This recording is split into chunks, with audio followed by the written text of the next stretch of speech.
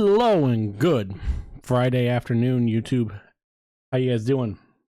We finally, after trials, tribulations, power outages, are able to record our very first deck video. Deck guide, deck build video for the 32 deck challenge here that we'll be doing for Paper Magic the Gathering. And our first video today, we'll be covering our mono-red deck, or first attempt at a mono-red deck, with Neheb the Eternal. This deck has been a pet project of mine for a little while, for a couple years now. As we're gonna put Neheb back in the deck box. This has been a pet project deck for a couple of years that I've liked to do, or liked building.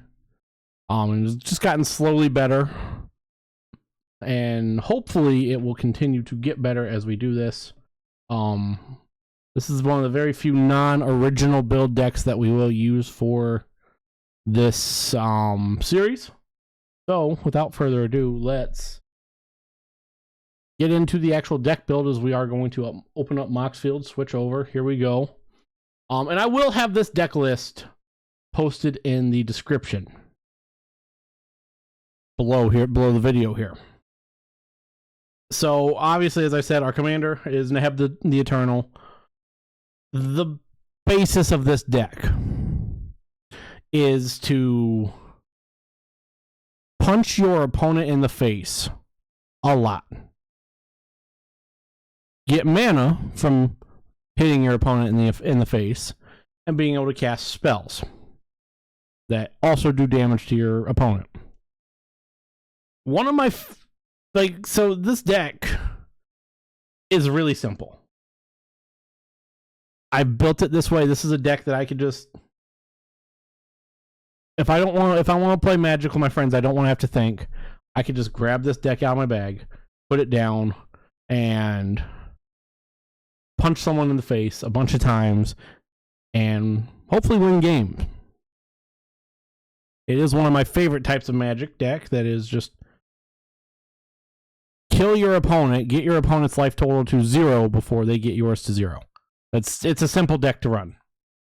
So we have Neheb as our commander. Planeswalkers, we have Chandra, Acolyte of Flame, primarily for the -2. Being able to get certain instant or sorceries with CMC 3 or less back from the graveyard is really nice. We have a lot of spells that we can cast from the graveyard if we were to get Chandra out. We then have Chandra Fire Artisan. Another one is this one is the top, is both, and even the passive ability of when one or more loyalty counters are removed from Chandra, she deals that much damage to target opponent or planeswalker. That's really nice too. So both of these are useful cards. Novice Pyromancer really is the -1 and the -2. The +1 won't really come into effect. I don't have too many elementals in this deck, but the -1 of getting 2 extra mana and then the -2 of dealing 2 damage to any target works really well with Neheb. So that works. And then Tortured Defiance. This was a standard powerhouse. Exile the top card. You may cast that card. If you don't, Chandra deals 2 damage. Again, works well with Neheb. Add 2 red mana to the pool. Really useful. The -3 is a good way to remove creatures. And then the -7 is get an emblem. Whenever you cast a spell, this emblem deals 5 damage to target creature or player. That's, again, all of these synergize really well with Neheb's ability of, at the beginning of your post-combat main phase, add 1 mana to your pool for each life your opponent lost. Each 1 life your opponent's lost this turn. Jaya Ballard, again, this is the big one here with Jaya, is the +1 and the -8 of casting instants and sorceries from my graveyard, and then adding 3 red mana to cast instants and sorceries. Venerated Fire Mage. Again, this one's even bigger, more so for the passive ability of if another red source you control will deal damage to a permanent or player, deals that much damage +1. That's useful. And then Koth is another good one where, I mean, all of these work really well in Neheb. We can create an elemental from a land. We can add a mana to our pool for each mountain we control, and then we also have get an emblem. Mountains you control have tap. This land deals 1 damage to target creature or player. That's our planeswalkers. That is very useful. All of those work really well with Neheb. And synergize well there. Let's move down into our creatures. Our creatures really aren't anything crazy. Chaos Maw deals 3 damage to each other creatures when it enters the battlefield. That's a hopeful way to get some removal. Cinder Hellion deals 2 damage to target opponent again. When it on ETB, you get mana. Ember Hauler is when it dies or sacrifice it, deals 2 damage to target creature or player. Fanatical Firebrand's it's a 1/1 with haste. You draw it first. It's a good first turn card if you're lucky. Early game.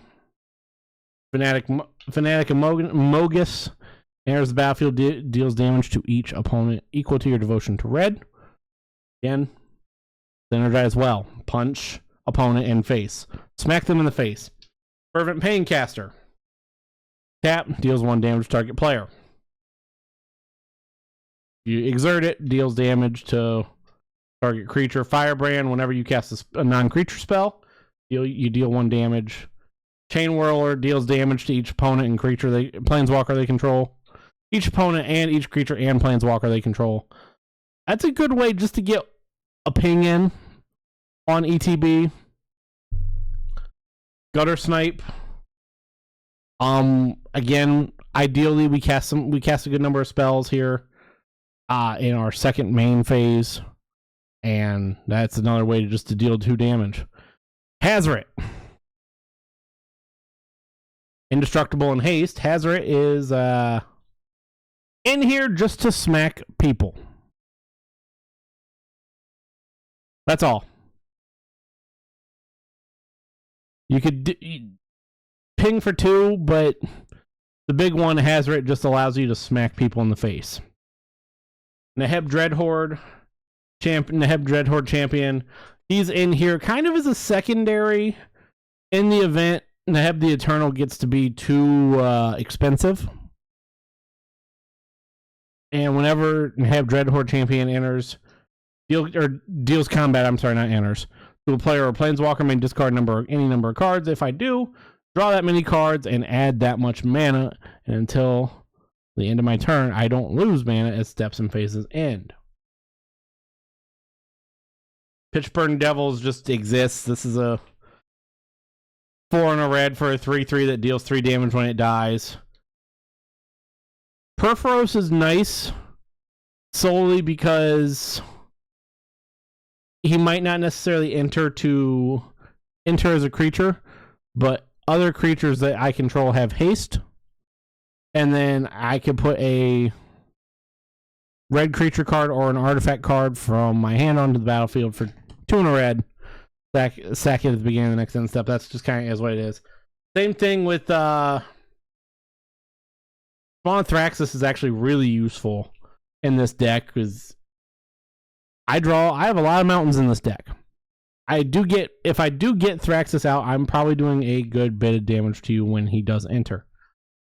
Fangtail, 2 damage on ETB. Or no, Fangtail's tap 1 and it pings for 1. Tap and it pings for 1. Pyromancer, ping 2. And then Warfire Javelineer again deals X to target creature an opponent controls. So this is essentially just a good way to get some removal. where X is the number of instants or sorceries in your graveyard. Now we go to sorceries. We have Apex of Power, which will probably be the first card to go. It doesn't really fit well in this deck. Exile top 7 of your library until end of turn. You may cast non-land exiled cards this way. And if the spell is cast from your hand, add 10 mana of any color. Like I said, I just don't... This deck, I mean, it's useful to cast. It's nice to have, but it doesn't really fit well. And then we have Arc Lightning. Just deals damage amongst... deals 3 damage divided amongst creatures or players. Good way to just to get a little bit of damage in. Because we get all that extra mana off of Neheb. Because this is not just a mono-red deck. This is a mono-red deck with a lot of equipment. You get all that damage, do all that damage with Neheb, you get... Or not even just Neheb, but with other creatures, you get that extra mana. You can cast a lot of instants and sorceries like that do damage. Are Arc Lightning, Blaze, Bolt of Keranos, Fight with Fire, Fireball, Into the Maw of Hell, which is just target creature for 4 and 2 red, Lava Axe, Rolling Thunder, Seismic Shift is mostly just to get creatures that can't block. Tectonic Rift, again, creatures can't block if they don't have flying. Volcanic Hammer deals 3. And then our instance, Brimstone Volley deals 3 to target creature or player. Burn Away, 6 damage to target creature. Cackling Flames deals 3 to target creature or player. Lateral damage, you get the point. I don't want this to go on too long. Punch, get mana, cast spells, cast them right at your opponent's face, deal a shit ton of damage. That's it. That's the deck. You can... And then, like I said, we get artifacts. I'm not done completing the artifacts. Like, we have Argentum Armor, Bronze Sword, Colossus Hammer, Fire Shrieker, Fleet Feather Sandals, Haunted Cloak, Hero's Heirloom, Lightning Greaves, Loxodon Warhammer, Quiet of Spike, Swiftfoot Boots, Sword of Vengeance. All of these do something, whether it be pump up a creature, mainly Neheb the Eternal, or Double Strike, Flying Haste, Vigilance, Trample Haste. Again, this is just +2/+1. Haste and Shroud. Loxodon Warhammer gives you lifelink, and +3/+0. Quiet of Spike gives you Death Touch, Swiftfoot Boots, Hexproof and Haste, and Sword of Vengeance is First Strike, Vigilance, Trample, and Haste. We have a couple of enchantments in here just to really help us. We have one that's going to go. We have Blood Moon that is going to stay. That's not the one that's going to go. Turning all non-basics to mountains. Curse of the Pierced Heart is nice because we get Curse of the Pierced Heart out. If we have Neheb out, it is a guaranteed way to get 1 extra mana. As it deals... no, that doesn't work. It's just, that's not right. I read that. My brain didn't work. My brain stopped. I'm sorry. Ignore that. It's been a long day. It's a good way just to get extra damage. Again, you're getting 1 damage on someone's upkeep. Sarkhan's Unsealing deals damage whenever I cast a creature with power 4, 5, or 6. Deals damage to 4 damage to any target. Whenever I cast a creature spell power 7 or greater, it deals 4 damage to each opponent and each creature and planeswalker that opponent controls. Then Vessel of Volatility, which might get dropped. 1 in a red, you play it, and then you spend 1 in a red to sack it and get 4 mana to your mana pool. Or red to your mana pool. Like, Vessel of Volatility might be the thing that goes.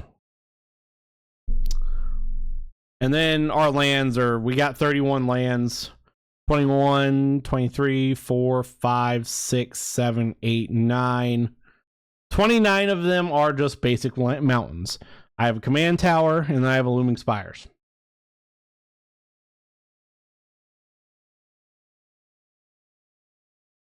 That's it. That's the deck.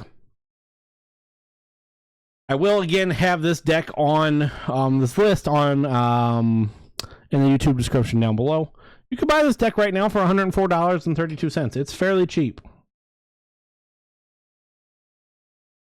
So, like I said, this deck's fun. It's been something I've been playing around with for a little bit, just kind of making and toying with. I've had it for a few years, and it started out as really basic, but not great. It's something I could play with people who didn't necessarily play the game a lot, didn't understand the game. So because there's not a large amount of